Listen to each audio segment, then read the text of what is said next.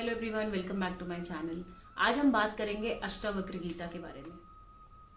एक बार की बात है, अष्टावक्र के पिताजी जो खुद बहुत बड़े विद्वान थे, वो कुछ श्लोक पढ़ रहे थे और अचानक से उन्हें आवाज आई कि ये श्लोक आप ठीक नहीं पढ़ रहे हैं।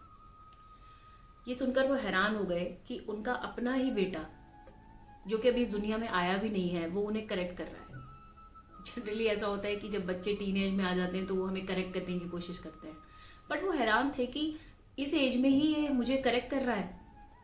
उनको ये बात कुछ खास पसंद नहीं आई और उन्होंने एक श्राप दिया कि तुम जब जन्म लोगे तो ट्विस्टेड फॉर्म में होगे। उनकी पत्नी ने इस बात पर इतना ध्यान नहीं दिया, लेकिन जब उनका जन्म हुआ तो उनके शरीर में 8 विकार थे। इसी वजह से उनका नाम अष्टावक्र पड़ा।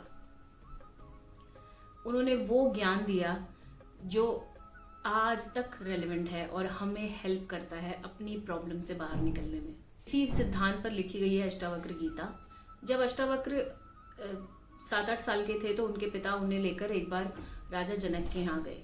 राजा जनक भी अपने आंसर्स की तलाश में थे। वो स्पिरिचुअल नॉलेज को बहुत इंपॉर्टेंस देते थे और हमेशा कुछ ना कुछ ढूंढते रहते थे।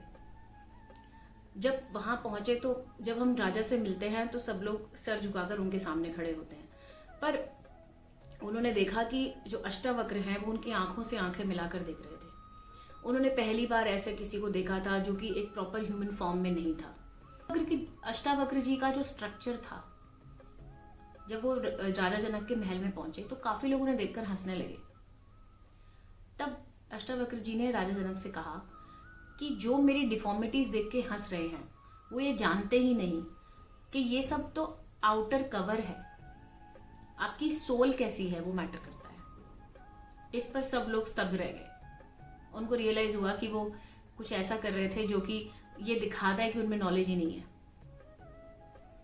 लोगों को उनकी फिजिकल अपीयरेंस पे जज करना, उस पर उन्हें नीचा दिखाना, तो पीस कहां से मिलेगा हमें। राजा जनक को कहीं भी शांति नहीं मिल रही थी। जो गीता है ये लिखी गई है राजा जनक और अष्टावक्र जी के संवाद पर, कि क्या प्रश्न उन्होंने पूछे और क्या उनके आंसर्स मिले। राजा जनक अष्टावक्र जी के आश्रम में थे और वहां पर अचानक से एक सिपाही दौड़ता हुआ आया उनके पास और उसने कहा कि राजा जनक, आपके महल में आग लग गई है। राजा जनक ये सुनकर बहुत गुस्सा हुए। उन्होंने कहा, पर तुम इस सत्संग में मुझे ये बताने आए हो। उनको ये चीज ज्यादा इंपॉर्टेंट नहीं लगी। इसी तरह कुछ देर के बाद आश्रम से एक युवक भागता हुआ आया और उसने, सब भी उनके अनुयायी बैठे थे, उसने उन्हें बताया कि आपके जो कपड़े हैं वो बंदर ले गया है। तो वहां से कुछ लोग भागने लगे। जब अष्टावक्र जी ने देखा तो उन्होंने पूछा कि जब राजा जनक जो कि इतना बड़ा महल जलने पर भी नहीं गए, वहां पर इतने सारे लोग थे उनके अपने, वो फिर भी नहीं गए, तो तुम एक कपड़े के लिए क्यों भाग रहे हो। इस पर लोगों ने जवाब दिया कि राजा जनक तो महल कभी भी बना लेंगे, बट हमारे पास तो वही दूसरा कपड़ा है, हम क्या करेंगे। ये सुनकर अष्टावक्र जी मुस्कुरा दिए है कि चाहे वो महल हो चाहे वो एक कपड़ा हो, हम किस तरह से चीजों को पकड़ के रखना चाहते हैं वो ही हमें प्रॉब्लम देता है, इस तरह पोजेस करते हैं। दिन में आप कितनी बार मैं और मेरा बोलते हैं, इस पर ध्यान दीजिए। हम हमेशा बोल रहे होते हैं मैंने किया, ये मेरा है, तो शांति कहां से आएगी। जो आपका ईगो है वो आपको विश्वास दिलाता है कि सब आपने क्रिएट किया है, और वही प्रॉब्लम है। आप सोचते हैं कि आप बंधन में हैं तो आप बंधन में हैं। अगर आप सोचते हैं कि आप फ्री हैं तो आप फ्री हैं। It is that simple. सब कुछ आपके बिलीफ पर है। हमारे साथ ऐसा होता है, हम एकांत में बैठे होते हैं और हमें लगता है कि लाइफ कितनी टफ है, हमारे पास कितनी प्रॉब्लम्स हैं। इस जगह पर अगर हम ये सोचें कि हम अपना बेस्ट देंगे, उसके बाद रिजल्ट हमारे हाथ में नहीं है। कर्मण्येवाधिकारस्ते, हम जानते ही हैं।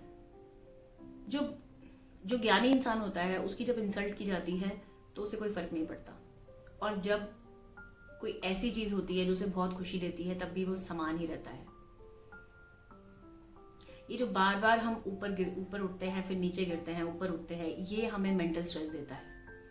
बार बार हम क्रिप करते हैं कि इसने मेरी इंसल्ट कर दी, इसने मुझे बुलाया नहीं।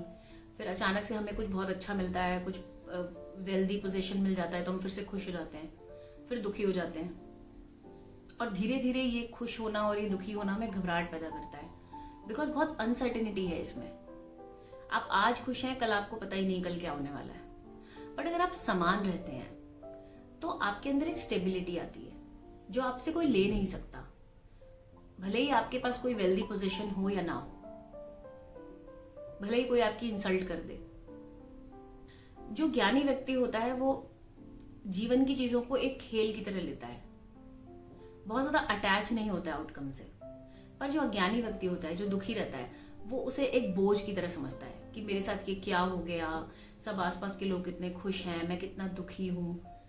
जनरली ये मिजरी हम खुद क्रिएट करते हैं कि अच्छी होंगी, बुरी होंगी, फिर से अच्छी होंगी। हमें एक जैसा रहना है, समान। मेडिटेशन भी हमें यही अचीव करने में हेल्प करता है। एक कामनेस होनी चाहिए आपके अंदर। अगर आप बहुत ज्यादा अनसर्टेन रहते हैं चीजों को लेके, हाइपर रहते हैं, हमेशा एंजाइटी में रहते हैं, तो बेसिकली आपको इस नॉलेज की जरूरत बहुत ज्यादा है।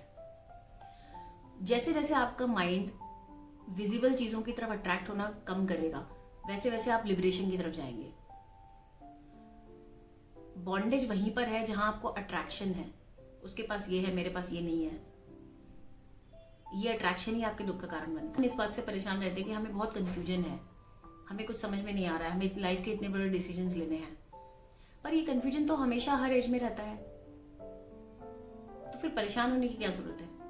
जब हम छोटे होते हैं तब भी हम कंफ्यूज होते हैं कि हमें ये वाला खिलौना चाहिए कि ये वाला, और अब डिसीजन कुछ और हो जाता है, हमारी चॉइसेस बदल जाती हैं। अब हमें कुछ बड़े डिसीजन लेने होते हैं, पर हम अपने हर मोमेंट में एक चॉइस बनाते हैं। आप हेल्दी रहना एक चॉइस बनाते हैं, आप चूज करते हैं कि मुझे हेल्दी रहना है, मुझे अनहेल्दी नहीं खाना। कई बार हम कंफर्ट ईटिंग करते हैं, हमें लगता है कि बहुत सारा खाना खा लेने से हमें बहुत अच्छा फील होता है। ये सब वो डेंजरस चीजें हैं जो नॉलेज के एब्सेंस में आप करते हैं। एक बार आपको नॉलेज मिल जाती है, उसके बाद आप इन चीजों से बाहर निकल सकते हैं। आप किसी भी ट्रैप में हो सकते हैं, पर आप बाहर जरूर निकल सकते हैं।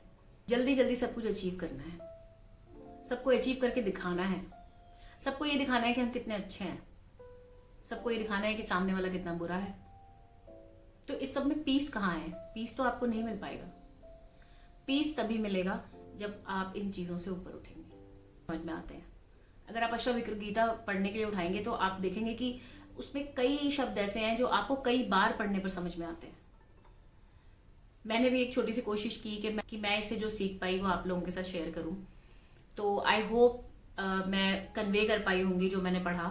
आप दिन में आधा घंटा या 15 मिनट्स निकाल सकते हैं इन चीज़ों को पढ़ने के लिए, ये हमें बहुत हेल्प करती है। आज का वीडियो के लिए बस इतना ही। अगर आपको मेरा वीडियो पसंद आया तो इसे ज़रूर लाइक शेयर करें, मेरा चैनल ज़रूर सब्सक्राइब करें और इस यूट्यूब फैमिली का पार्ट बनें। मैं किसी इंटरेस्टिंग टॉपिक के साथ आपसे नेक्स्ट वीक फिर मिलूंगी। Thank you so much for your time.